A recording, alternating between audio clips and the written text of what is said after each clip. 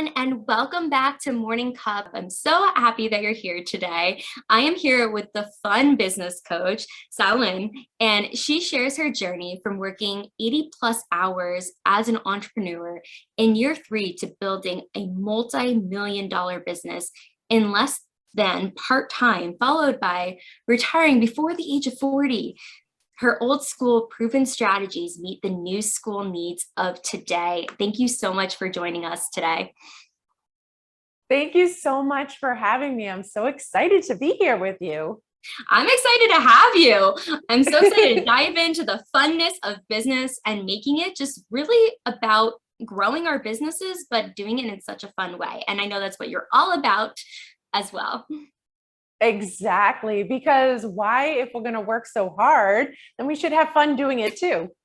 Exactly. So I would love for you to dive into, I know I just introduced you, but can you tell us a little bit more about your journey and how you got here today? Sure, absolutely. So I graduated from college making $12 an hour. And after 5 jobs in 7 years due to a contract position and 2 layoffs, I was desperate to regain control of my future and my finances. And so one day I was on my boyfriend's boat and the girl next to me said, "Hey, what do you want to do later?" And out of my mouth came, "Start my own business." I think she meant for like drinks or dinner, but I said, "Start my own business." That was a Sunday in August. Monday morning, I walked into the office and I got an email that was definitely spam, but it said, "Have you ever thought of starting your own business?" And I was like, "Oh, it's meant to be." And I went on this journey with a franchise consulting company to look at everything. And I ended up purchasing a senior home care franchise and dove straight in. I had no business background, come from an average family. And what I was trained to do was say yes. You know, my franchisor said, "Say yes to everything, go out and talk to everyone, do that." And I did that for 3 years straight until I kind of had like the mini meltdown where I was working 80 plus hour weeks. I was on call 24/7. And I had said yes and built $1 million business, but I was exhausted, fatigued, mentally, physically. I just felt broken. And the thing that frustrated me was I didn't know how to fix it. I'm a very, problem solution oriented person. And no matter what I tried, I just couldn't work less and maintain the revenue that we were at. And so I met with a business coach at my mom's insistence. It was a friend of hers. And I like poured my problems out onto him. And what he told me was I needed to make some shifts in my business and that I essentially had built a business with no solid foundation. It was just like a mishmash of things. No one knew what they were doing. So much was in my head. Nothing was on paper. And I really needed to go back and build that foundation. So that way, people weren't coming in that, you say you want an open door, but that revolving door all day long. And so I struggled, I think, with investing money in myself and unworthiness and that I can figure it out kind of thing. So it took me 2 long years to figure it out. But after those 2 years, I was able to leave my business for 30 days straight. And that is when things started to shift for me. I had implemented systems and automation, empowered my team, and really done a lot of mindset work. And I spent the next, that was from 2012 to 2017 when I sold the business, just fine tuning it until it was a well-oiled machine, and finally sold it all in 2017. And people said to me, "Why the heck are you selling your multi-million dollar business when you're working less than part-time hours? You're crazy." But the thing about it is I had spent 13 years working in senior home care with people at the end of their lives. And not one of them ever had regrets and said, "I wish I had worked more at the office." Mm-hmm. They all had the regrets of, I should have spent more time with my family. I should have gone to that event. I should have done all of those things. And that really hit home for me. And so I decided I wanted more. And so sold it all, the business, the house, the car, took off in the RV and landed in sunny South Florida to start over. I love your story because I have heard bits and parts of it, but really hearing just your journey too, because I think a lot of times people might be scared to sell something after all that hard work and everything that you put into your business, but it's looking at what's right for you. But I want to go to the beginning of your story where you're like, you got the signs of like, it was time to start a business. It was like in your Right? face, didn't even know where it was coming from. But I think Yes. you were so aligned with being able to do that. It was so subconscious and it came to the consciousness of it's time and being able to just dive in. What was that like for you when you worked with the business coach, your mom's friend, and you started really doing all that mindset work? What was that initial transition for you with going from working to starting your business? I think mindset is, I never really realized how important it was. Like I was always taught as a kid, my parents, average family is if you want something, you work hard for it. And so I really had to shift my mindset that you didn't have to work so hard in order to be successful, that there are tools and systems and automation and so many things that you can put in place in order to find success. And the other thing was, I've always been a unique individual. I don't know if it's the red hair or being an only child or what it is, but I've always felt that I like to do things a different way and embracing that uniqueness. So when everyone was saying to me, no, you need to work harder, you need to go out there and do all of these things to grow your business, I was like, no, how can I work smarter? How can I implement all of these different things so that way I'm growing without more work? And so the mindset piece in business is so huge. If you are at a point in your business right now where you're plateaued, stuck, frustrated, so much of it comes from mindset shifts. And yes, you can dive in and look at the numbers and do all of those kinds of things, but your mind is seriously that big muscle that sometimes is holding you back. You're absolutely right. And I know you talk a lot about work-life balance as well. And I know that's something that I talk about too. And what you're saying as well is it's working smarter. It's really that shift of, I think we're kind of programmed when we're younger going to school, not everybody, but majority, where it's you go to school, after you graduate college, you get a good job, and then you're set for life. And that's not the case always. And that's the hard part. But I think for you, what has really, when you were able to shift your mindset, what were you doing? What are some of the things and steps you took to really shift that mindset? So I think the first thing was being open to it, right? And so it was shifting my mindset from, okay, I can figure this out, to no, I need to learn from other people. So that was taking that meeting with that business coach. And then what I started doing was I was in a franchise, working with neighboring owners. And one of them said to me, have you heard of the book, The Secret? And I was like, no, it was 2012. I had no idea. And she was like, just read it. And I read the book and I went home to my boyfriend and I was like, I just read this book. I don't know if you would like it. And he's like, oh, I've already read that. And I was like, what? Like, I felt like once I started opening my mind to the possibilities out there, there was so much information, right? And so it was really opening your mind and then reading some books and forgetting all the stereotypes. In the past, I thought personal development and mindset shifts and the law of attraction and all those things were like woo-woo. Like I was like, oh, that's not for me. Like I'm like the grounded girl that, just works hard. And what is all of that stuff? I didn't get it. And so really that first step was just being like, listen, whatever you're doing for the past 3 years isn't working. You need to do something different here. And so just opening my mind, I started to then learn that there was many successful business owners out there doing amazing things, and they weren't doing the crazy hours or things that I was trying. They were doing things a little differently. So that openness, I think, is so key. Yeah, you're absolutely right when it comes to that. And just as you were saying that too, I think if something's not working, we have to look at what's going on to shift that, because we can stay stuck or we can do something about it. And you chose Mhm. to do something about it. And I love the book, The Secret, the movie, everything. I actually just watched it recently, like about a month ago. I needed a Yeah. refresher.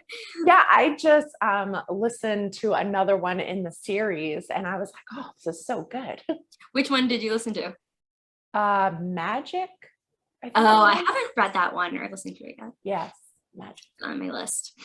Yeah, no, I think it too, it's really about being open, because that's the thing. If we are narrow thinking, it's not going to allow that to open up and really be the person we want to be, or have that movement in making changes, because you can think about it, but if you're not doing anything about it, nothing's going to happen. Well, and that was the problem. I bought a franchise because I was 27 when I started my business and I knew nothing about business. And so I figured they were the professionals, they were going to tell me what to do. And all they kept telling me was just go do more of what I was already doing. And I was like, how much more can I do? I'm working 80 hours. And so really, that's where I think business nowadays is really shifted, because mindset and work-life balance is a much more popular topic out there than just, work more. People are talking about it more, which I think is so important. Yes, no, I think it's absolutely important. And it's recognizing too that everyone has a different work-life balance, but I think it's really understanding too what you need. And I know you teach this. You have a new course all about like from old school to new school and bridging that together, because I do think there's a huge gap. So could you tell us a little bit more about that? Absolutely. So what I realized is it took me 2 years to go from that meltdown to the day I was able to leave the business for 30 days. And it really shouldn't have. It should have taken me way less time. But I didn't invest in myself and I was trying to figure it all out on my own. And I see so many women doing the same things. They're afraid to invest in themselves. They're afraid to, take that leap and try something different. And so one of the things that happened for me is when I did start making that shift in 2012, for the past 10 years, women have been saying to me, how did you do it? How did you build a multi-million-dollar business in part-time hours and live your life? And you're always so happy. Like, how did you do it? And so I felt with everything going on in the world that it was time for me to really tell you, but I needed to update it because it was 10 years old on what I did. And so I took those old school proven tactics, the systems, the automation, the mindset, the schedules, and all of those different kinds of things, and really turn them into the needs that we have today, right? We have so much more demand on us with social media and the news 24/7, and merge them together into a course, which I like to call, which is called the Legacy Business School. And the reason I called it that is because no one goes into business. They're like, oh, let me just work my butt off. And then, oh yeah, it's only going to be for like a year or two. No, like you're looking to build long-term strategies that are going to help your business last forever, no matter what your intention with it is. And so this school, this course program is basically giving you the fundamentals and the foundation to build a solid business. So if you're a new business owner, this is great. Like, let's build it from the beginning and not have to go back and refix everything and rework. But if you're an established business owner, that kind of how I was things are chaotic. You just have so much going on. So many things are in your head. It's kind of a mishmash. Basically, you've been winging it and you're feeling kind of overwhelmed or stagnant, or the growth isn't there. It's time to go back and build that foundation. Because one of the things that you need to do is build a business that supports your dream work-life balance. And whatever that may be, and it's totally possible. So this course gives you the 4 pillars, and I know you talk about your 4 pillars, but it gives you the 4 pillars to help you build that foundation. So no matter what is going on in the world, in your life, in your business, that it will run and grow and be profitable, because that's what we want. Absolutely. And it's building a legacy, something that will last long term. If you want to give it to a child or family member, anything like that too, it's going for the long haul, not short term. And that's what I think a lot of people getting into entrepreneurship or just starting their business, they might not realize all the work that goes in up front. What was that like for you? Because I know you were working 80 hours plus to build a multi-million-dollar business, but what did that really look like those few first years, like the first like 2 to 3 years, I would say, building your business? It was, even though I bought a franchise, right? So they Mhm. gave you like a blueprint Right. on what to do, but it Mhm. was really your business, right? Some of us were building the businesses full time. Some of us were building them part time. Everyone had a different territory. So they were all different. Mhm. And one of the things that I was doing was I had no plan. And the reason I had no plan is because I didn't know what I wanted. All I knew when I started from that day on the boat where I said, I want to start my own business, was I just wanted control back in my life. That's all I wanted. And Mhm. one of the things that I realized was I didn't have a clear picture of what I wanted my life to look like. I didn't want to work those 80 hours anymore, but what did I want to work? Was it 50, 40, 20? Who did I want to hang out with? Where did I want to live? What did I want to do? How much money did I want to make? And so that was the first step for me, is really figuring out what exactly I wanted to, because as women, we just work and work and work and work. And we don't celebrate our accomplishments because we don't really know it's an accomplishment sometimes. Like, Mhm. oh, wow, I just implemented whatever and it was successful, but you didn't know that that was something that you wanted. And I think that comes back to, when was the last time someone asked you as an adult, what do you want to be when you grow up, right? No one's asked us that Mhm. since we were kids. And so we need to go back to dreaming again. So that way we know what we want. We can put what we need in place during building that business foundation. So that way it is a business that supports that dream lifestyle that we all want. When we start as entrepreneurs, we all want freedom. Yes, yes. And you touched on something so imperative, which is celebrating the wins. People do not celebrate as much as we can for the little things because it is a tough journey. It is not a walk in the park whatsoever in the beginning when you're learning. Once you get the hang of it, you have the right tools and strategies and hire wonderful business coaches. But being able to understand too, like those little wins, what has that done for you? Like, how do you celebrate your wins?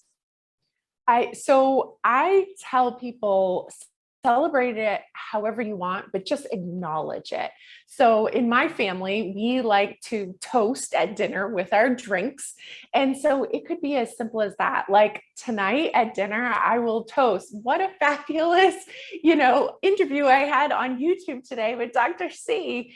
And it's just me acknowledging that I stepped up and did it, and we completed it and it went well. And it just, I think, when you're on this entrepreneurial roller coaster of life, that big goal might be so far away. And so when you celebrate those small wins along the way, you constantly like keep going. You have that momentum to go up those big hills because you're saying like, okay, I just did this. Yes, like awesome job. If you don't take the time to celebrate those things, you feel like you're like pushing like a snowball up a hill and you just can't peek over the top. So celebrate it however you want. Do something small, a toast at dinner. It could be telling a friend or telling your spouse or relative or whoever. It could be, just taking a 5-minute break outside to be like, yes, congratulations, you did it.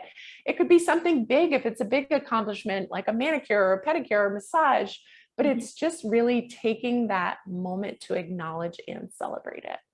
Yes, no, and I think we are can be so hard on ourselves. So that's why I think it is really important that we do acknowledge and celebrate those small wins to keep us going, like you were saying as well, so we can continue because it's a long haul. It's not for the short term. And I think too, just hearing your story, everything that you've gone through, and all the success you've had. What are maybe one or two pitfalls that people don't always realize on the journey of entrepreneurship?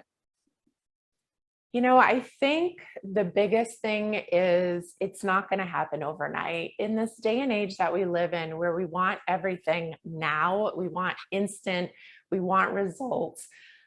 businesses built for the long term, like true legacy businesses, they're not built overnight. And you might see like all the headlines in the news where it's like, 25-year-old builds $1 million business as a side hustle and this and that and all of these different kinds of things.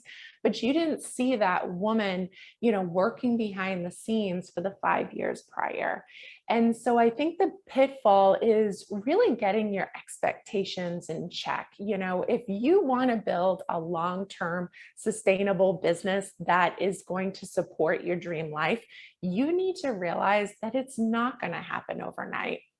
And so you have to have that mindset going in, because if you're like, okay, I'm at 6 months or I'm at a year or 2 years or 3 years or whatever it is, and it's not happened yet, you need to know that every single day is a step in that direction and to keep going.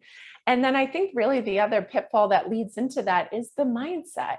Is you really have to keep your mind in check, and you can do little things by celebrating those wins. Like, you'll put out this YouTube episode and I might look at it and be like, oh, I stumbled over my words here or there, but overall I did it and it was amazing and it was great, and those are the things that we need to do. Is we need to like give ourselves some grace, tell us like it's better to be done than perfect, and really just know that mindset work is something constant. I've been doing it since 2012, 10 years, and I have so far to go, right? It's just constantly working on yourself to become a better person, improve your business, improve your relationships in life. So those are what I would say are the two important things. They're very important. And I can attest to just the progress we make.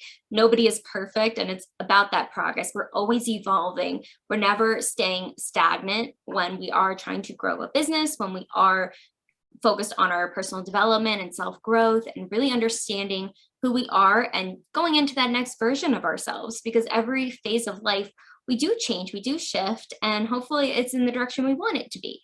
And I think when, like what you were saying with mindset, it's constant. I'm constantly working on it. Even like with the psychology background, there's always room to grow, always. But it's not looking at it as, oh my gosh, I failed, or oh my gosh, I have so long to go. It's more of appreciating that process. And that's what I'm hearing from you too. It's understanding it is going to be an evolution versus thinking that, oh, I have so much more to go, or look at this 25-year-old that just has this multi-million-dollar business.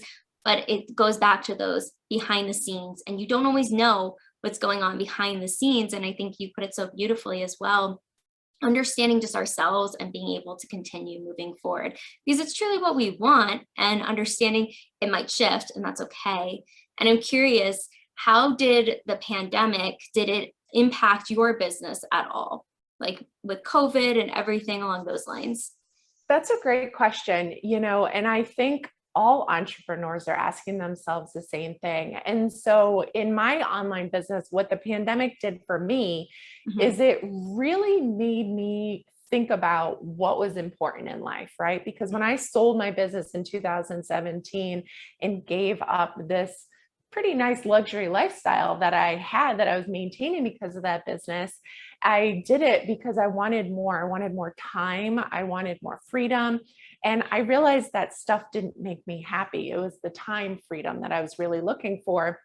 But then, you start a new business and you start to get into all of that, hustle and all of those kinds of things. And what the pandemic made me really realize was, why did I start a new business? What am I looking to accomplish at this point in my career? What is my one goal? And what I really realized is, I love being an entrepreneur, but what I love even more and what I truly thrive off of is seeing and helping other women entrepreneurs succeed.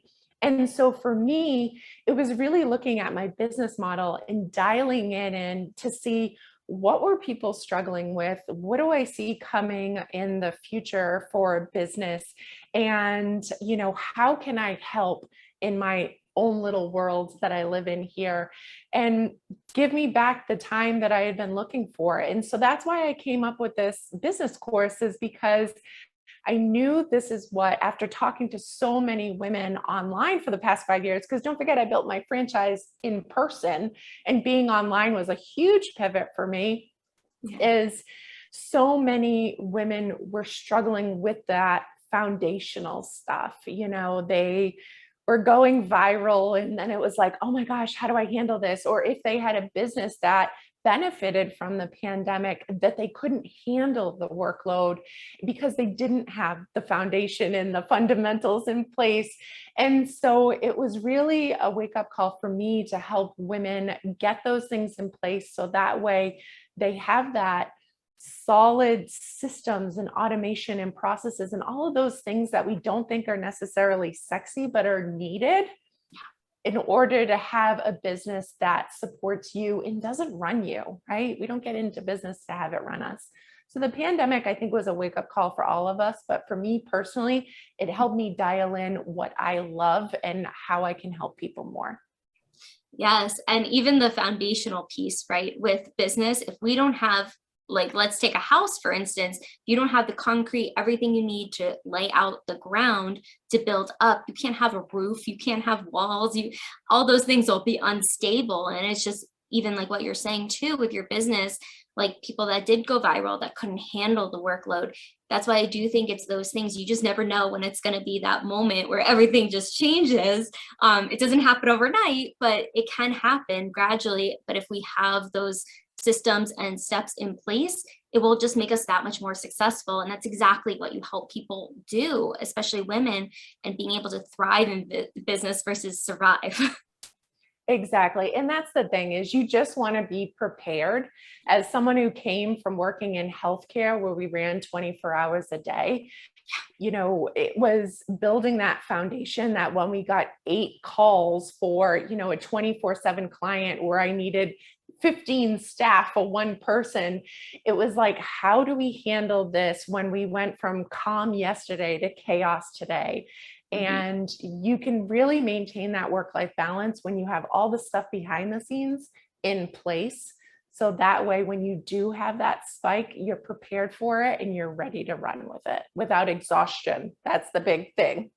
Yes, no, absolutely. Oh my gosh, everything you're saying is just so spot on. And I think this is why you are the fun business coach. You make those things that aren't so sexy, and being able to help people have that freedom, that time freedom, because that's, I think, what everyone's after in different capacities and different reasons behind. But the biggest why I always hear is that time freedom, being able to really live life versus just working to live.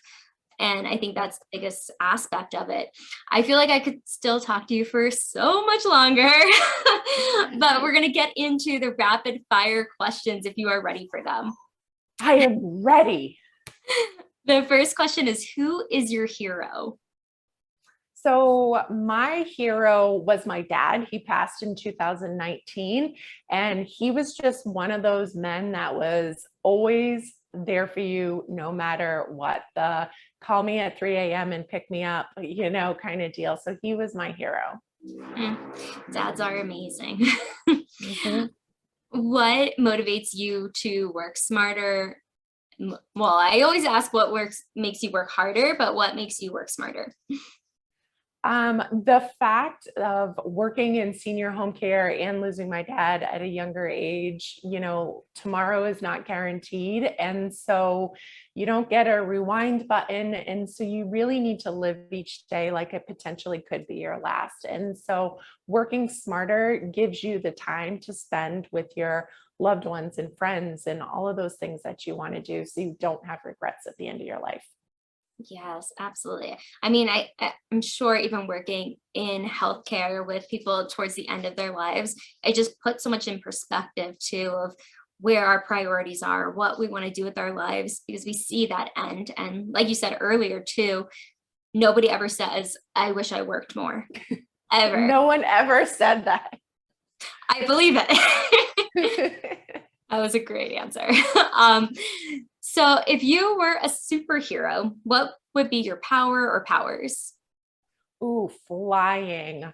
Ooh. As someone who commuted the 5 years of my business between Florida and Massachusetts, I would always just love to fly. That being free, again, the freedom, that feeling to be able to go where you want, when you want, and just to be, when you go up in the air, it's so peaceful and calm. So I think that would be a great superpower. I think so too. Especially seeing everything from a different perspective because you're so high up. Yes, exactly. Very good answer. So if you were to share a meal with any four individuals, living or dead, who would they be? So I would definitely, with my dad, my next door neighbor, who was like a grandmother for me, she lived to 112. And even though I got, 30 years with her, now that she's been gone, there's so many things I'd love to ask her. The reason for my dad is because he left me his antique car, and there's so many things that I should have asked him about.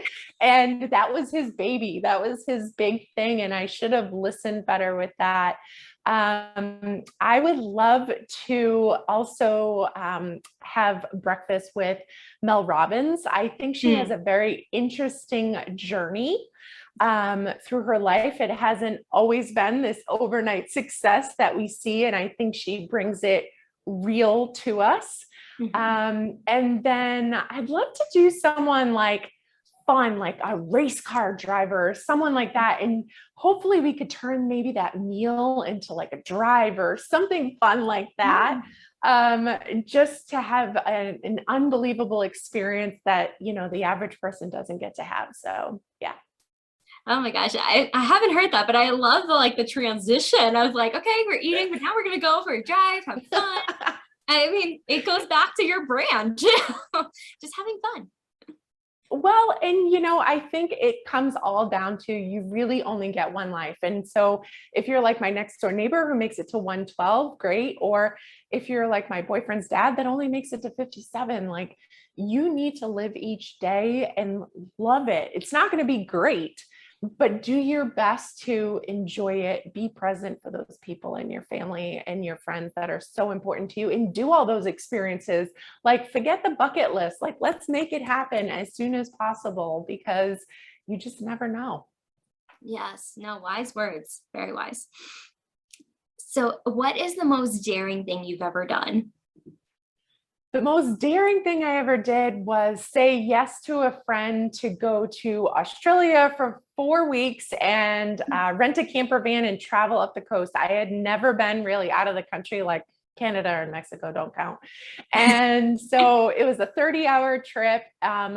We had actually worked together, but didn't really know each other super well. And we were renting a little tiny van for 4 weeks and being in a foreign country. And so that was super daring for me because I wasn't a big international traveler. And then extending it by a week and going to snorkel the Great Barrier Reef with her. And staying on a live aboard boat for weeks. So that was probably my most daring thing I've done. So that's definitely daring. And just even thinking about you might not know somebody so well, but you get to know them very well, I'm sure. Yes, very well. When you're sleeping next to them every single night and spending all day with them. Yes. Oh man, I'm sure that was amazing too. I've always wanted to go to Australia. Beautiful. Best trip ever. Oh, well, I'm glad you got to experience that and trusted moving through the dareness of it. And what is the phone app that you use the most? Oh gosh, probably social media, but that is probably where I spend my most time. But I really only spend, one of the things that I've dialed in business is an hour a day. So that's my 1 hour every morning from 7:30 to 8:30. And then I like to check out for the rest of the day. So I don't let it rule my life. Good, as it shouldn't. So moving outside of phone apps, what is the last book that you read? Ooh, I just read, oh my gosh, an amazing book, but I can't think of the name of it. It was by Zig Ziglar's son, Make It Great. oh gosh, I can't remember.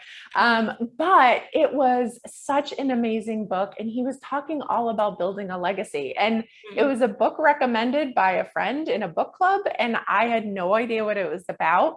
And I was like, this is a fabulous book.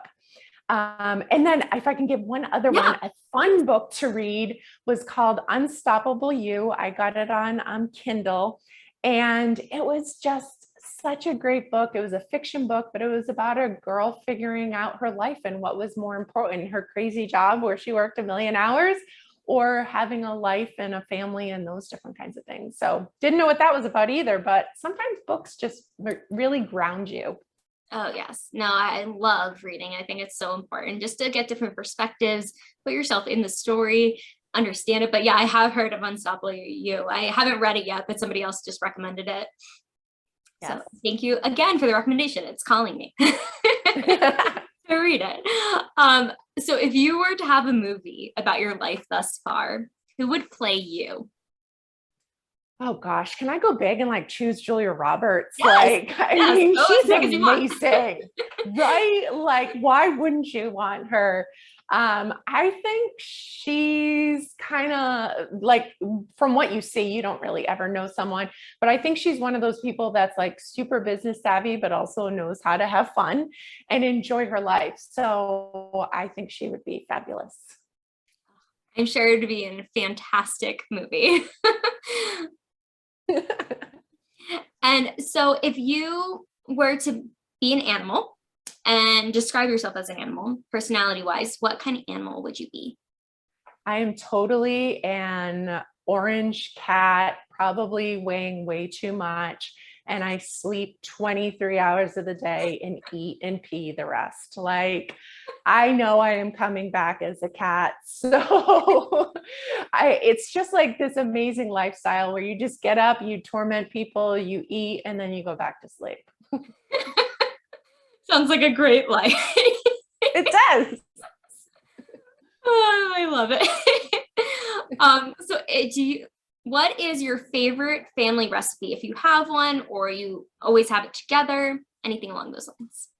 So I struggle with cooking, so I don't usually do that, but we love lobster rolls. That is like, we're from Massachusetts, the seafood capital of the world. And so really lobster rolls are like our go-to. And when we're looking to celebrate something, an achievement, a holiday, something along those lines, we always get lobster because it's like our special treat. So yeah. Oh, that sounds delicious. Like I want that for lunch. Especially summertime now, almost. Getting there. So good. So if you're having a rough day, what is something that instantly makes your day better? Sleep.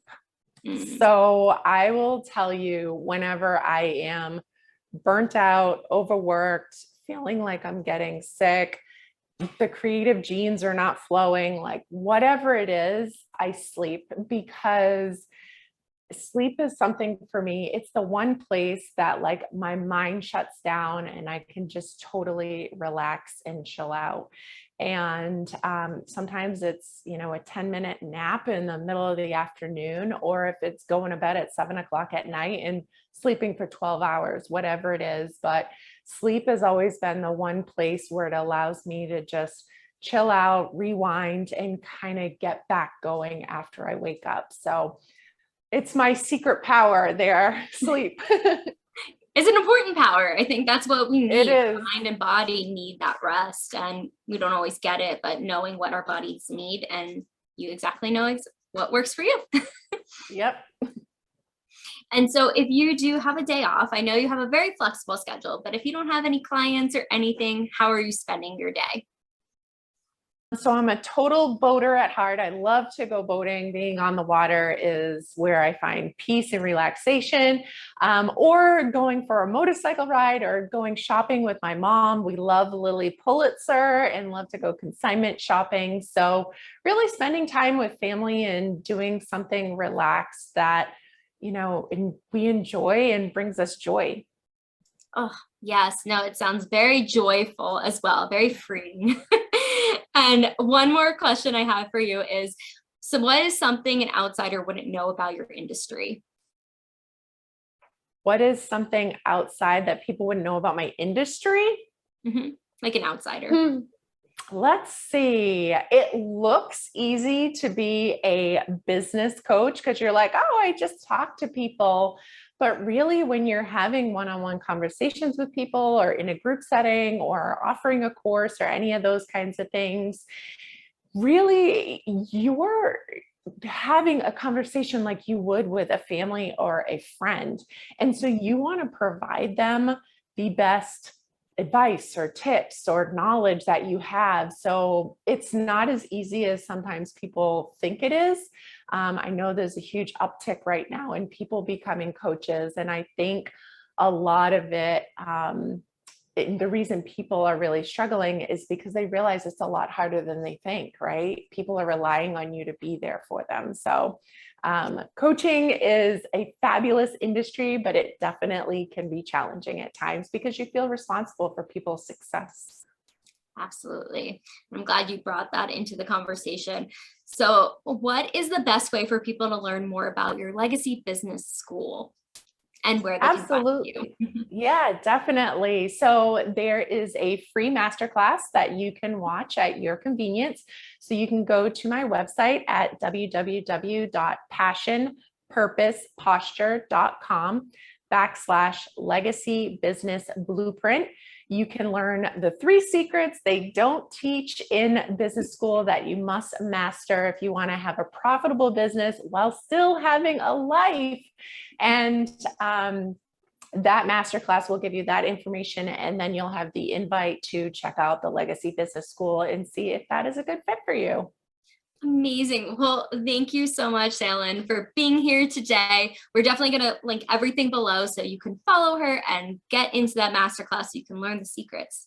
But with that being said, thank you again for joining us today and sharing all the wisdom that you did. And just, we're so honored to have you. Well, thank you so much for having me. This was so much fun. I know. I love it.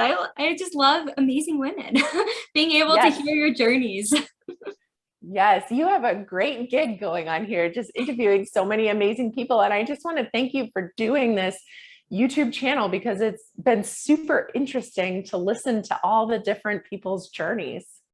Thank you. Yes, no, and I'm so honored to be able to highlight you today, though, and your legacy that you've created for people to really build and thrive in their businesses as well. So thank you everyone for joining. Make sure to like, subscribe, comment below what was the biggest takeaway from today's episode, and we'll see you on the next video.